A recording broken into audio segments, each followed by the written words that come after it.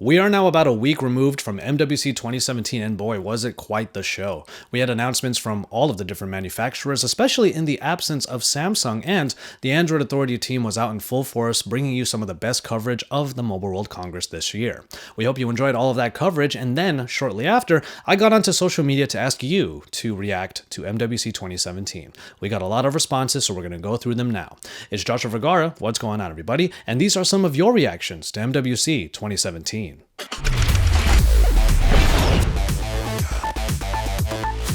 Now, we do have reactions to a number of specific announcements and devices, but for now, let's talk about the show at large.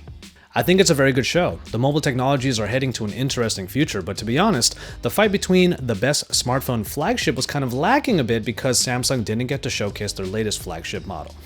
Now, I understand where a lot of people are coming from. This was a very common sentiment. Without Samsung, it felt like Mobile World Congress this year was lacking in something. But with that said, there were so many great announcements from all of the other manufacturers, and we were quite excited for plenty of them, that personally, I think that if Samsung was there with the Galaxy S8, they wouldn't have taken away from the other announcements. They probably would have just added to what could have been considered one of the best MWCs ever. Things somehow felt muted or held back this year, nothing really impressive, but kudos to Huawei, who seems to be trying hard with their P10 launch. The rest sadly were kind of forgettable.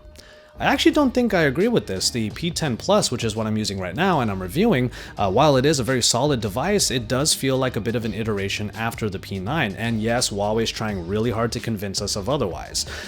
My full review is on its way, and we're going to see how all of those thoughts pan out. If things felt muted or held back, it's probably because they want to play it just that little bit safer this year after things like modules and exploding batteries happened last year. Let's talk a little bit about Sony, and mostly people were talking about the design. Sony was disappointing mostly because it demonstrates that they aren't able to adapt to market. I'm referring to big bezels. Sony didn't get the memo that bezels are awkward now. Now, I do understand where this is coming from, but we did have other users that were saying that the 4K screen and the 960 frame per second video recording are pretty incredible features. And that's the thing about Sony, things have to look pretty similar throughout their iterations because they put out phones every 6 months or so. That said, however, what is beneath the surface is actually pretty great. Sony does do a good job of iterating some pretty awesome features, and we look forward to really testing out the 4K screen and the super high speed video recording soon. I think it's awesome LG is back. Love the tiny bezels on the LG G6. Other OEMs take note. LG G6 looks killer, super cool screen, curved corners, light OS. LG has learned its lesson after its G5 blunder. Now, this is all something that I think we echoed in our coverage. The LG G6 is one of the most memorable phones from MWC 2017, and that screen is one of the reasons why. 18:9 aspect ratio might be a little bit foreign to some people, but it makes for a super wide-angle display that goes to pretty much as close to the corners as it possibly can. And that means small bezels, which, like we said with Sony, is kind of a thing that everybody wants. Now, with that said, we did have one concern. I'm concerned that these phones are getting too big. We're past phablets now and basically have tablets in our pockets. I want to hold the LG G6 to see what it feels like, but being able to put the phone in my back pocket is a big deal. Rest assured, the LG G6 is a phone that you can put into your back pocket unless you're wearing super skinny jeans. It has a phablet-sized screen without truly feeling like a phablet because the device only bleeds outside of the size of the screen just that little bit. So it's, like I said, a sight to behold, but once you get it in your hand, you have so much at your fingertips with that large screen. BlackBerry Key 1 equals amazing. What is your thought about BlackBerry Key 1? Is there any chance of BlackBerry to come back? My brother texted me the day after the Key 1 announcement saying he wanted it, an iPhone fan wanting a BlackBerry. It looks like BlackBerry is back. Now, that is a pretty awesome notion that an iPhone fan wants to go back to BlackBerry, and that also means that they're going to convert from iPhone to Android, which is pretty cool too.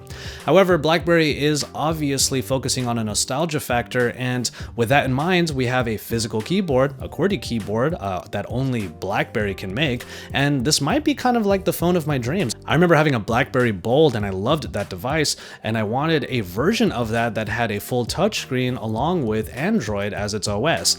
Well, that's basically what we have now. Whether or not this is going to be a true comeback for BlackBerry remains to be seen, but at the very least we know that they're still sticking around, and well, we have some new BlackBerries to play with, so that's always exciting.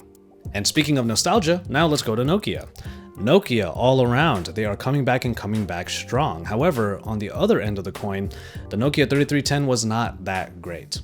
Now, there are a lot of different ways of taking the Nokia 3310. If you are focusing on the nostalgia factor, then of course you're going to love this phone that really is a throwback to a classic device. On the other hand, if you look at what it's capable of, it doesn't seem all that great when you compare it to smartphones. This is really a niche device, a device that you're going to have secondary to your probably already existing smartphone. And while you are able to do things like play Snake on it, if you are really entrenched in our current app-centric world of smartphones, the Nokia 3310 might only work in very specific situations. And that said, it's not even coming to all markets, so if you aren't in one of those markets that gets the Nokia 3310, well, you might have to do a little bit of sleuthing to get your hands on one. And then finally, we're going to talk about a couple of the other device manufacturers that may not have taken the spotlight at MWC, but still are worthy of a mention. It was quite disappointing. Nothing refreshing or for that matter innovative except Oppo's 5X dual camera zoom system. For me, have to give it to Meizu for demonstrating their rapid charging efforts. Aside from the nostalgic aspect of the Nokia 3310, I was pleasantly surprised with Oppo's 5X zoom. Zoom quality has been a back burner feature for a long time, and I'm thrilled to see this detail in the foreground. Now, zoom last year became a huge deal when it came to dual lens phones. The LG V20 did a decent job at it, but the transition from wide to normal lens was pretty jarring. The iPhone 7 Plus did a better job of it with its zoom capabilities, and now we have Oppo trying to further perfect that system. Now, whether or not that technology will come on a new Oppo flagship that we're going to actually get later this year, or that technology is going to make it to other devices, remains to be seen, but we had to give some props to Oppo for making that a reality. And then finally, rapid charging was actually a huge deal at MWC. I was able to take a look at one phone by Joni that had 18-watt charging, and then of course we had QC3 for all of the phones that we have in the main flagship market, and then Meizu comes out of nowhere with 55-watt charging, which is pretty insane. All of the tech to make that charging work is in the brick, which is cool, but from there I wouldn't be surprised if some users were worried about all of the power that's literally flooding into their device all at once. Fast charging is going to maybe make some leaps this year if this technology really pans out, and if that's the case, maybe we would never have to want for power again.